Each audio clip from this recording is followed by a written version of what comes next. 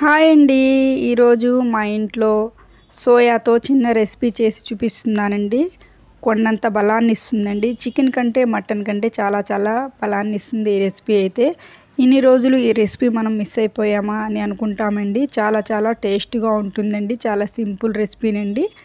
అప్పటికప్పుడు మన ఇంటికి చుట్టాలు వచ్చిన పిల్లలు స్కూల్ నుండి వచ్చేటప్పటికి ఈ రెసిపీ అయితే ప్రిపేర్ చేసేయచ్చండి. సూపర్ టేస్ట్గా ఉంటుందండి. సింపుల్ రెసిపీ, మీరు కూడా ట్రై చేయవచ్చండి. ఇన్ని రోజులు ఈ రెసిపీ మనము ఎందుకు మిస్ అయ్యాము అనిపిస్తుందండి. మీరు కనుక టేస్ట్ చేస్తే చాలా చాలా సూపర్ టేస్టీగా ఉంటుందండి. ఈ సోయాతో మిల్ మేకర్తో రెసిపీనండి. పదండి బోరు కుట్టించుకుంటే ఆ వీడియోలకి అయితే వెళ్ళిపోదాము. ముందుగా ఒక బౌల్ని అయితే తీసుకుని ఒక 50 గ్రాముల వరకు తీసుకున్నానండి నేను మిల్ మేకర్ని. 50 గ్రాములతో చేస్తే ముందు చాలండి. మనము ఇంట్లో చక్కగా ఇష్టంగా తింటారండి. నీళ్ళల్లో కొంచెం సాల్ట్ వేసి కొంచెం వేడైన తర్వాత ఒక 50 గ్రాముల వరకే తీసుకున్నానండి సోయాని.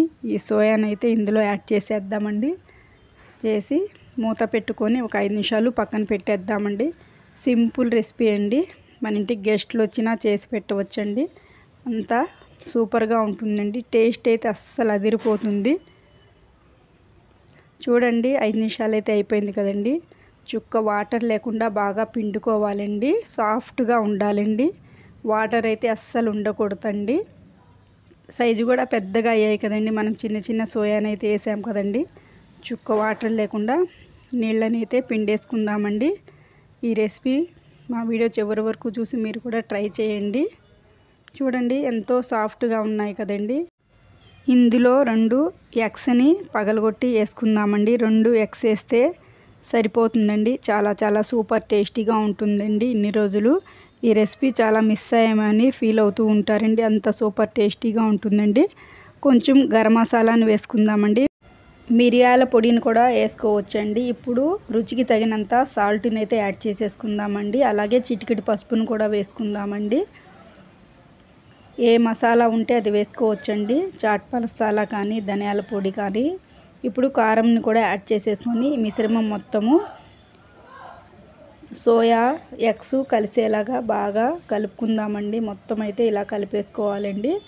కలుపుకొని ఒక 15 నిమిషాల పాటు మూత పెట్టి పక్కన పెట్టేద్దామండి. ఇప్పుడు చివర్లో కార్న్ ఫ్లోర్ని అయితే యాడ్ చేద్దామండి.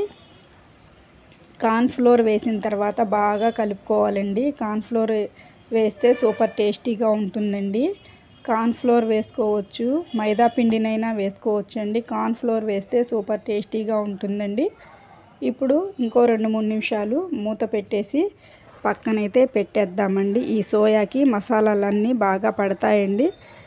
ఇప్పుడైతే స్టవ్ వెలిగించుకొని ఒక ప్యాన్ను పెట్టుకొని 2 టేబుల్ స్పూన్లు ఆయిల్ వేసుకొని ఆయిల్ అయితే వేడెక్కిందండి. ఇప్పుడు ఈ సోయా మిశ్రమాన్ని ఇందులో యాడ్ చేసేద్దామండి. వేయంగానే స్పూన్ పెట్టి కలపకూడదండి. అలా సెట్ చేసుకుంటే సరిపోతుంది. 1 నిమిషం పాటు, లేకపోతే మెత్తగా అయిపోతాయండి. సోయాలన్నీ కరిగిపోతాయి. 1 నిమిషం పాటు కలుపుకున్న తర్వాత ఇలా తిప్పుకొని ఫ్రై చేసుకోవాలండి. సూపర్ టేస్టీగా ఉంటుందండి. సిమ్లో కొద్దిసేపు, హైలో కొద్దిసేపు స్టవ్ ఉంచి ఫ్రై చేస్తూ ఉండాలండి. మాడిపోకుండా చాలా చాలా సూపర్ టేస్టీగా ఉంటాయండి ఇవి. మీరు కూడా ఒక్కసారి ట్రై చేసేయండి. హైలో పెట్టి స్టవ్ స్లోగా సిమ్లో పెట్టి ఇలాగా ఫ్రై చేసేసుకోవాలండి. గోల్డెన్ కలర్ వచ్చేంత వరకు ఫ్రై చేసుకోవాలి. ఈ సోయాతో రెసిపీ సూపర్ టేస్టీగా ఉంటుందండి. మీరు కూడా ఒక్కసారి మా వీడియో చివరి వరకు చూసి ట్రై చేసేయండి. ఇప్పుడైతే ఒక ప్లేట్లోకి వేసేసుకుందామండి. చల్లారేంత వరకు పక్కన పెట్టేసుకుందాము. అదే ప్యాన్లో కొంచెం ఆయిల్ని అయితే వేసేసి జీలకర్ర వేసుకుందామండి. అలాగే ఉల్లిపాయను కూడా వేసుకొని కొంచెం ఎగనిద్దామండి. ఎక్కువగా గోల్డెన్ కలర్ రావాల్సిన అవసరం లేదండి. ఈ రెసిపీకి కొంచెం ఫ్రై అయితే చాలండి. కొంచెం అప్పుడే నూరిన అల్లం వెల్లుల్లి పేస్ట్ని అయితే యాడ్ చేసుకుందామండి. సూపర్ టేస్టీగా ఉంటుందండి.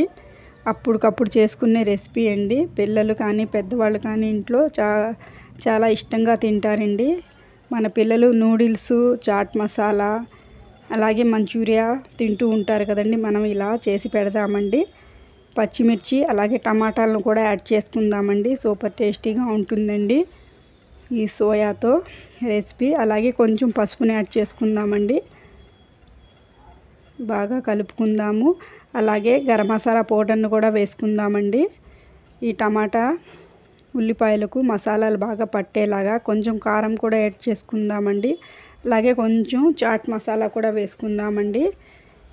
సూపర్ టేస్టీగా ఉంటుందండి. ఇలాగా పచ్చి వాసన పోయేంత వరకు ఉడికిస్తే చాలండి. ఎక్కువ ఉడకాల్సిన అవసరం లేదండి. అలాగే బంగాళదుంప ముక్కలను కూడా యాడ్ చేద్దామండి. చాలామంది పిల్లలు బంగాళదుంపలు తినరు కదండి. ఇలా చేసి పెడితే చక్కగా ఇష్టంగా తినేస్తారండి, పిల్లలు కానీ పెద్దవాళ్ళు కానీ.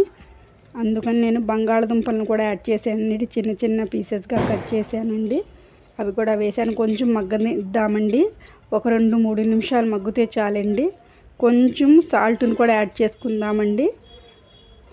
కొంచెం వేసుకుంటే రుచికి తగినంత సాల్ట్ సూపర్ టేస్టీగా ఉంటుందండి. అలాగే కొంచెం కొత్తిమీర అలాగే కరివేపాకును కూడా వేద్దామండి. ఇలా చేస్తే సూపర్ టేస్టీగా ఉంటుందండి. టేస్ట్ ఇన్ని రోజులు మిస్ అయిపోయామా అనుకుంటారండి. మా వీడియో అయితే చివరి వరకు చూడండి. ఇప్పుడు ఈ మిల్ మేకర్స్ని ఇందులో యాడ్ చేసేద్దామండి. చాలా టేస్టీగా ఉంటుందండి. అలాగా 2-3 నిమిషాలు మగ్గనిద్దామండి. చూడండి ఎంతో కలర్ఫుల్గా ఉంది కదండి. మన ఇంటికి ఎవరైనా గెస్ట్లు వచ్చినప్పుడు పిల్లలకి ఇలా చేసి పెట్టవచ్చండి. సింపుల్ రెసిపీనండి. ఎంతో కలర్ఫుల్గా ఉంది కదండి. ఒక 2-3 నిమిషాల పాటు మూతనైతే పెట్టేద్దామండి. ఆయిల్ పైకి వచ్చేంత వరకు. చాలా బాగుంటుందండి. సింపుల్ రెసిపీనండి. చాలా టేస్ట్గా ఉంటుందండి. మీరు కూడా మా వీడియో చివరి వరకు చూసి మీ ఫ్రెండ్స్కి, మీ బంధువులందరికీ మా వీడియోని షేర్ చేయండి. మా ఛానల్లో వచ్చే కొత్త వీడియోస్ అన్నీ చూస్తూనే ఉండండి. ఈ సింపుల్ రెసిపీ ఎంతమందికి ఇష్టమో కామెంట్ చేయండి కామెంట్ బాక్స్లో. సోయాతో మిల్ మేకర్తో రెసిపీ అండి. పిల్లలు పెద్దవాళ్ళు ఇష్టంగా తింటారండి ఈ రెసిపీ అయితే. మా వీడియో మీ ఫ్రెండ్స్కి, మీ బంధువులందరికీ మా వీడియోని షేర్ చేయండి. కొత్తవారైతే సబ్స్క్రైబ్ చేసుకోండి. మా ఛానల్లో వచ్చే కొత్త వీడియోస్ అన్నీ చూస్తూనే ఉండండి ప్లీజ్ అండి. ఇంకో కొత్త వీడియోతో మళ్ళీ మీ ముందుకు వస్తానండి. అప్పటి వరకు మా వీడియోస్ అన్నీ చూస్తూనే ఉండండి. సోయాతో రెసిపీ ఎలా ఉందో ప్లీజ్ చిన్న కామెంట్ చేయండి. ఈ మిల్ మేకర్తో రెసిపీ రైస్లో, బిర్యానీలో ఇలా చేస్తే సోయా పప్పుచారులో, రసంలో, పుల్కాలో, చపాతీలో, సాంబార్లో సూపర్గా ఉంటాయి. థ్యాంక్స్ ఫర్ వాచింగ్ అండి. ఇంకో కొత్త వీడియోతో మళ్ళీ మీ ముందుకు వస్తానండి. మా వీడియోస్ అన్నీ చూస్తూనే ఉండండి. బాయ్ అండి.